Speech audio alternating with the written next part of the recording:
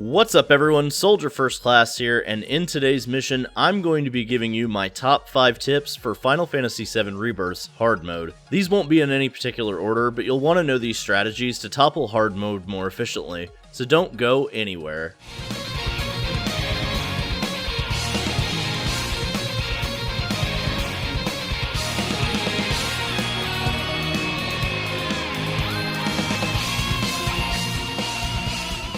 Before we get started, don't forget to omni-slash that like button and subscribe if you're excited for more Final Fantasy VII Rebirth content. So what is Final Fantasy VII Rebirth's Hard Mode? Much like Final Fantasy VII Remake, Rebirth has a few different features. In Hard Mode, items are completely blocked off. That means no potions, no ethers, and no Phoenix Downs. Bosses also feature harder hitting attacks and a boosted HP stat.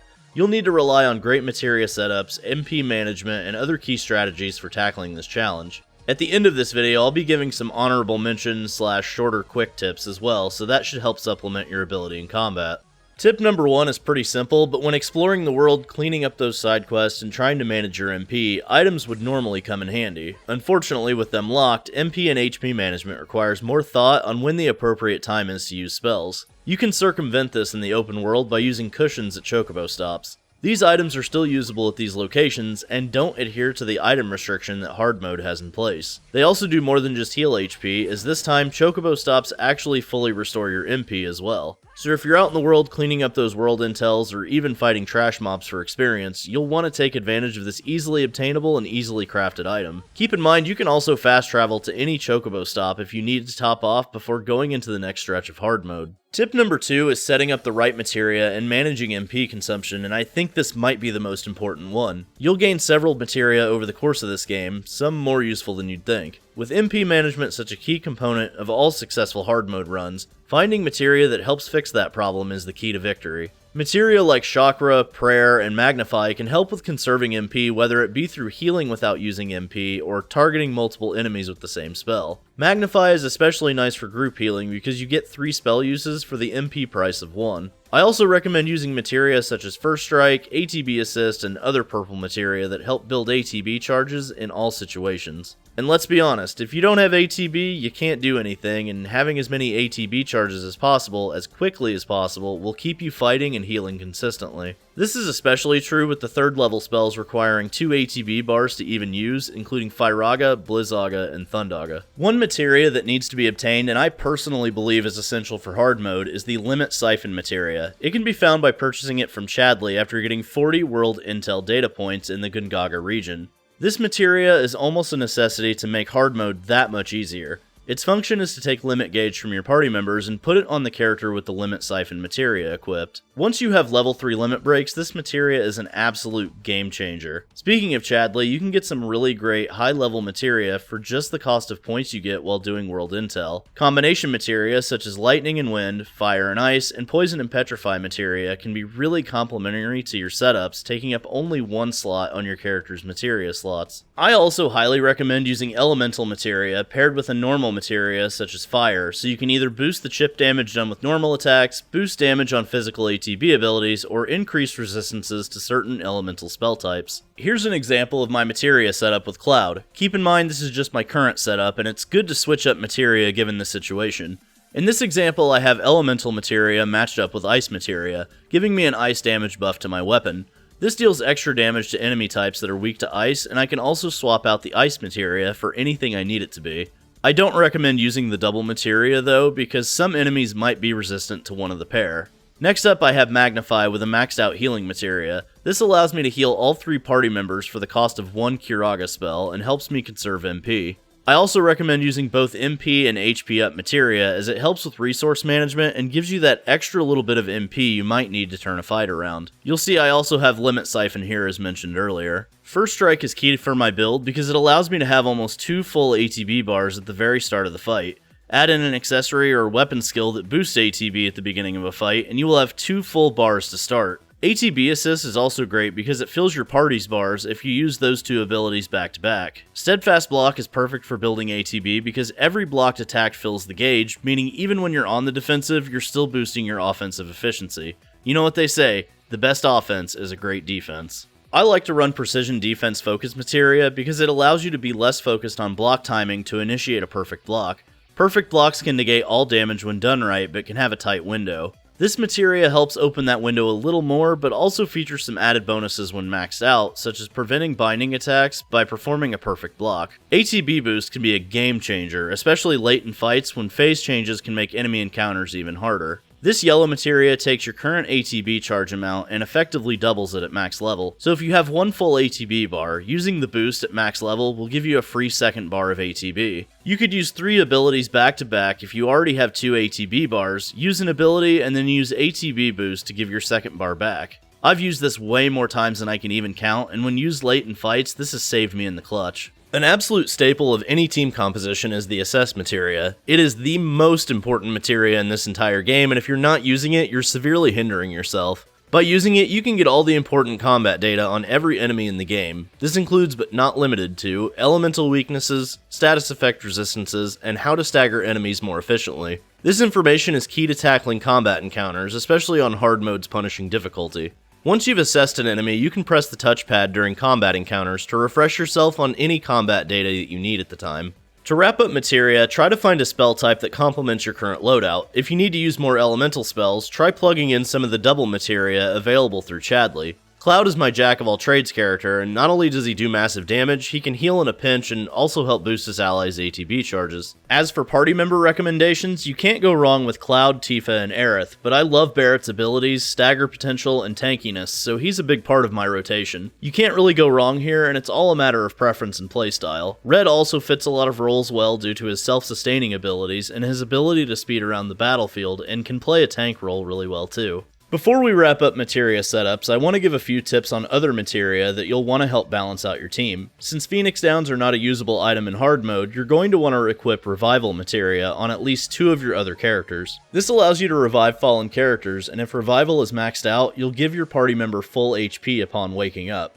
Don't sleep on a maxed out enemy skill materia either, as not only does it give you bonuses to several stats, it also gives you some really powerful abilities such as Mind Blast, Plasma Discharge, and Gorgon Shield. Another really important materia setup for characters not running the ribbon accessory is making use of warding materia. Pair this with spells that cause status effects and you'll gain reduced debuff time or complete resistance on max level to that specific status effect. When it comes to summon materia, I highly recommend using Odin, Bahamut, and Alexander, as their ATB attacks that use 2 bars are extremely powerful, as are their final attacks. Make sure that you complete each summon's world intel so that they reach the max level of 4 and unlock these ATB abilities. Overall, you're going to want to swap materia in and out for each situation, and much like Elden Ring or Dark Souls, don't be afraid to die a lot. I also highly recommend that you set up your party members with materia that complements their abilities and squares away weaknesses that your other characters have. This allows you to team build with several characters filling roles you need at the time. Figuring out which materia works best for each boss encounter is key to tackling Rebirth's very difficult hard mode, and hopefully this has helped you get that started. Tip number 3 is vital to getting started in Final Fantasy VII Rebirth's hard mode and goes along with the materia setups. When I first finished Rebirth, I was roughly around level 50 or so, but hard mode gives you a boost to all combat rewards such as experience, gil, and AP for your materia. I highly recommend grinding the Grasslands region intel level 1 in Chadley's Battle Simulator, as you can get loads of AP and experience super efficiently and not spend hours doing so. I'll have another method in the lightning round tips later on, but that might be patched, so I wanted to do this one for the official part of it. You'll want to do the grind until you hit the level cap of 70, and doing so will help you max out those key materia we discussed earlier in the process.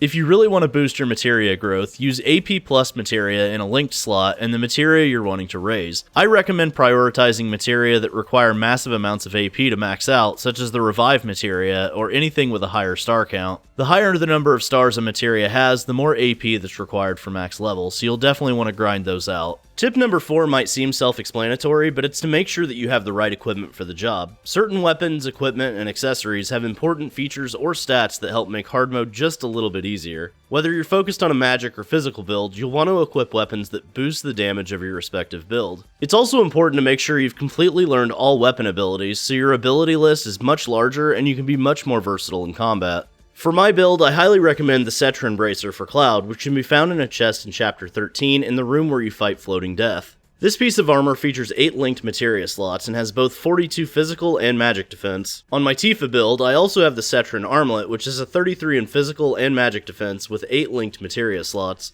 This can also be found in Chapter 13 in a yellow chest in the Corridor of Respite area of the Temple of the Ancients. It's surrounded by 3 blight frogs and a group of berserker bees. I also like to run the Valkyrian Bengal on Aerith, which has 64 physical defense and 30 magic defense and 6 linked materia slots. I'm not through hard mode or have all the equipment just yet, but I've finished quite a few chapters, and while I plan to upgrade this armor for Aerith, its high physical defense is the reason I run with it for now. When it comes to accessories, it's going to depend on your materia setups. You can either run accessories that help with status effects, or boost your ability to get ATB, limit gauge, or even strengthen your character's offense or defense.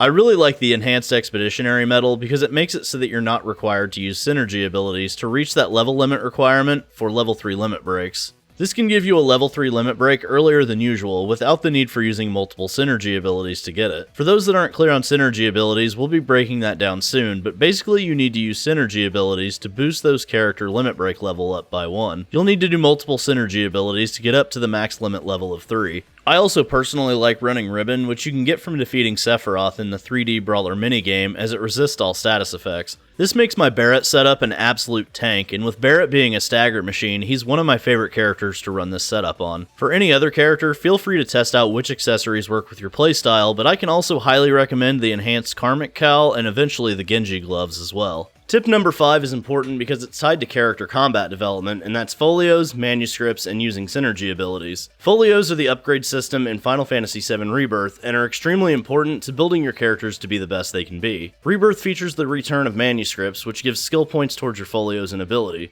You'll receive these from side quests, buying them from the Moogle Emporiums you find throughout the world, completing chapters and side quests in hard mode, and other ways throughout the game. Collect all of them to maximize your stats and abilities, and even unlock higher level limit breaks. You'll definitely want to get the synergy abilities as soon as possible to maximize combat damage. These combo attacks are reminiscent of Chrono Trigger and consist of 2 characters coming together for one major attack. Some even come with special side effects such as temporary stoppage of MP consumption and increased stagger damage. Time these synergy abilities right and you'll either be doing extreme amounts of damage or getting that crucial healing spell or spell damage you need with no MP being consumed.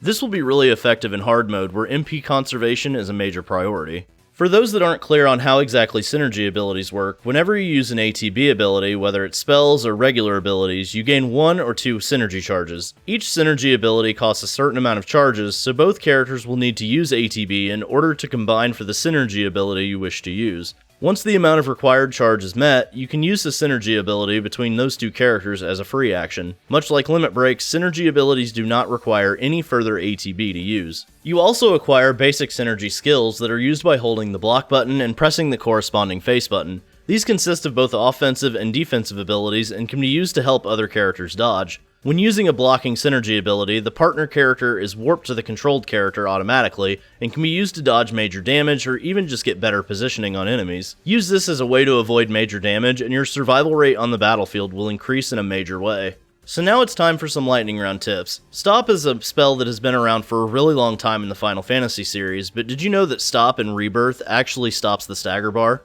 Stagger is the most important status you can inflict on an enemy, and keeping an enemy staggered as often and for as long as possible is the key to victory. Stop materia keeps the stagger bar going for that extra damage. Magnify materia is an amazing way to conserve MP, but it can also be an incredible way to do major damage to groups of enemies or even spread status effects across those groups. Combine this with any detrimental status effect and you've got a heavy hitter that can disable your enemies quickly.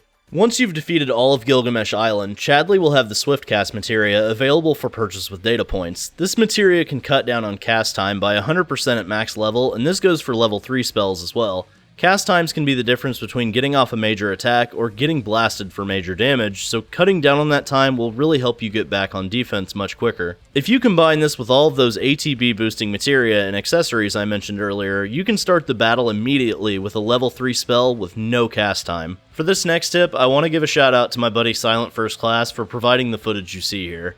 I didn't want to put this one in as an actual tip because I feel like it could potentially be patched, but if you go into hard mode underleveled, there's one side quest you absolutely need to complete. In the Nebel region, there's a side quest called My White-Haired Angel, and while it is an escort mission for Tifa's cat, the experience you receive from it in hard mode can have you at max level in no time.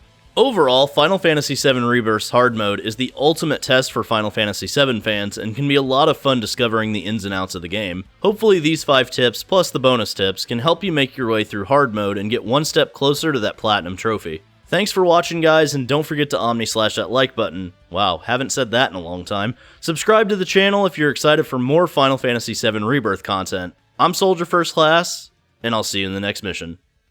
Later, guys.